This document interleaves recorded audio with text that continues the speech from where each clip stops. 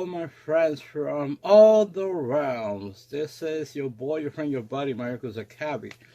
Today's episode is a mix of everything because it's more or less my quick take of New York City Comic Con 2023. The con itself, it was good. Definitely better than last year, I believe. In a lot of ways, but also like a little bit not as good. I think it was like a good balance because like since the union strike was going on, like the actors, celebrities that were there, they couldn't speak about the show. So in that sense, it was a little lackluster. Last year they had more stars, more performances and stuff like that. I think they have a few more panels. And this year they were lacking that. They were like good panels. Don't get me wrong. I had fun.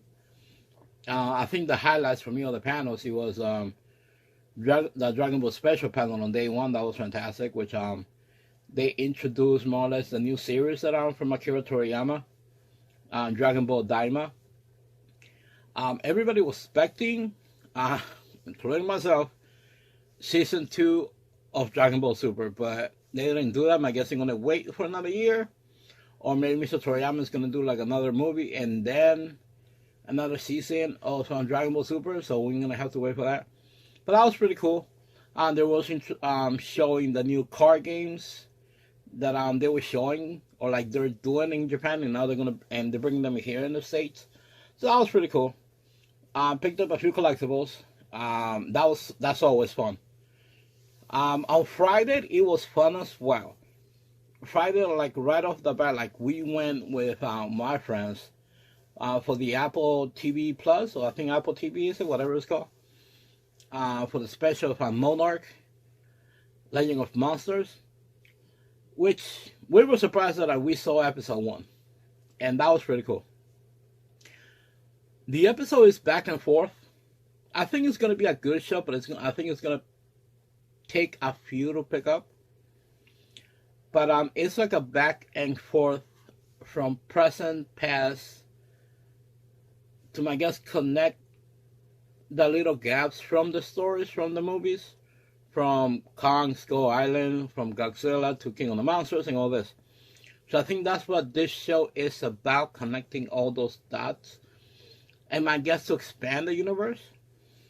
Like, I'll give it a look. The only thing that I was actually a little surprised, they didn't show a lot of the monsters. They only showed Godzilla as a retro, not like a flashback from 2014.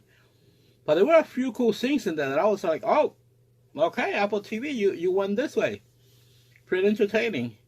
Another thing that it was cool, especially on Friday, it was alright. My Hero Academia panel, I think everybody was hyped because everybody wanted to see what was going on, but it was only more or less like a filler episode to see. They were playing more or less pushing the card game that now My Hero Academia has, because my guess, excuse me, that's what everybody's doing now, having card games. So they were doing that. It was alright, but it felt very lackluster. But I would say this, at least this year's panel, it was better than last year's panel, because last year's panel for My Hero Academia was truly bad. It was bad. Like, everybody's like walking out. Like, nobody want to hear or see that panel. At least people stay for the panel. They had some cool moments, but nothing too crazy. On Saturday, for Comic-Con, which it was a wet day on Saturday. It was raining all day. But the guys and myself, we still made it through. We made it to the con. We got together. Had a few drinks, which was awesome. But I think one of the highlights of Saturday for us, especially for me, it was the Scott Pilgrim takeoff from Netflix. Fantastic. It was awesome. It was epic. It is truly watching the original manga coming to life. So that was just awesome. I'm so looking forward to see the series when it gets released on Netflix later on. It's just fantastic. It's just awesome. And then later on after that, it was, of course, the One Piece Dot Villains. As a fan, I was up for it. And it, to me, didn't disappoint, because it was like the dub actors, not like the villains at New York City Comic Con. So we saw the voices of Kaido, Big Mom, a few of the other guys. It was fantastic. It was awesome. And I love One Piece. I just love One Piece. It's really fantastic how good this show is. And for Sunday, for closing the Comic Con, it was, I think the highlight for the guys in me, it was on the Good Burger panel. I remember watching the movie, I think, a long time ago when it first came out. It was okay. I'm not going to say it's like, oh my God, I love Good Burger. I'm not going to be that guy, because I'm not. I remember bits and parts, but they were promoting the sequel, and I was very surprised that both the stars were like Keenan. I can't forget the other guys there, I apologize. Producers were there, director as well. And we actually got to see like 10 minutes of the movie. That was actually pretty entertaining. It was pretty funny, I'm not going to lie. It was like, I was actually very surprised at how entertained I was by it. So that was cool. Yeah, the con was good. I got to meet and talk for a few minutes with Mr. Jim Steranko. I always been a huge fan. He's one of the old guards when it comes to like comic book artistry from back in the day, from the 60s until now. Man, I never had his autograph, but something happened. Something was telling me like it was meant to be, and it happened. And we had a conversation. It was cool, dude. If you guys ever get to meet Mr. Steranko, you guys will not be disappointed at all. He was a cool dude. But my overall take on New York City Comic Con, it was fun. It was a fun con, especially when it came to like some collectibles and some stuff that we saw more than last year. Because last year, that part was a little lackluster. I didn't see like a lot of stuff that I want to pick up. Not even from Tamashi Nations or from SH Figures. There was nothing too much. But this year there were a few things that I was surprised. Tamashi Nation, you know, like picked it up a notch. I picked up a few things from them this year. I picked up the Luffy the Sorrow, and of course the classic original Ultraman, which that was crazy. Now don't confuse, this is not the Ultraman from the Netflix show. This is the original take of Ultraman, which was fantastic. I picked up a Netero Pop from Hunter x Hunter, which I'm a huge fan of Netero, so I was able to find it. Marvel Legends Retro Hercules, huge fan of Herc, and this is like classic Herc, and they don't do many of this one, so that's what like I went for it and picked it up right away. But yeah, they had a few other things. I picked up Invincible, Robot from Invincible, which that was cool because I didn't have that from my collection, so I'm gonna review this figures like in a few. To show you guys. Hopefully you guys like them. Yeah, picked up a few other free things. There was a few games that we actually tried. Actually, one of the games that we actually liked and enjoyed a lot was on Sandland from Akira Toriyama, that he did the manga as well. It's a fun game, very basic, but it's a good like storyboard game. The graphics and the sound are basic, okay. It's a basic game. It's a good game like to kill some time.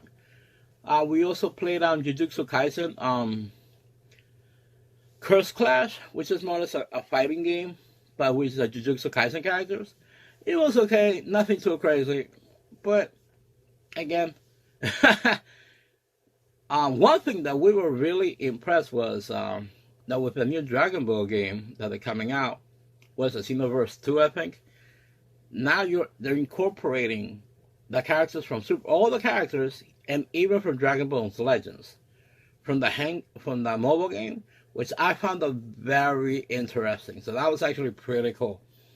And same thing with the card game. And they're doing the Dragon Ball Heroes, which you could actually combine them like in play. I'm like, that is okay. So now I guess the Xenoverse 2 and 3 is gonna be all that, like multiverse characters from everything. So I would say it was a good con. The guys and I, we had a great time. It was a good show in that sense. Some cool cosplayers, some cool designs, some cool cosplayers. Overall, it was a good con. I recommend it. Now we'll see what happens in the next few. Actually, I think in a month from now, for Anime NYC.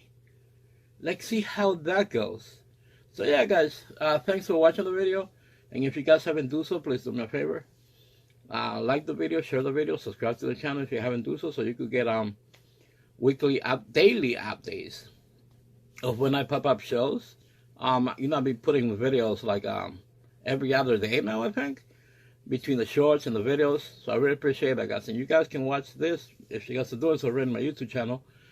But those that don't, you can watch it at innercitygeeks.net. And those guys have a bunch of podcasts in there. It's amazing. The Inner City Geek podcast, which is awesome, with Steve and Alex. You got Super Suplex City Geeks. Nothing but wrestling shows.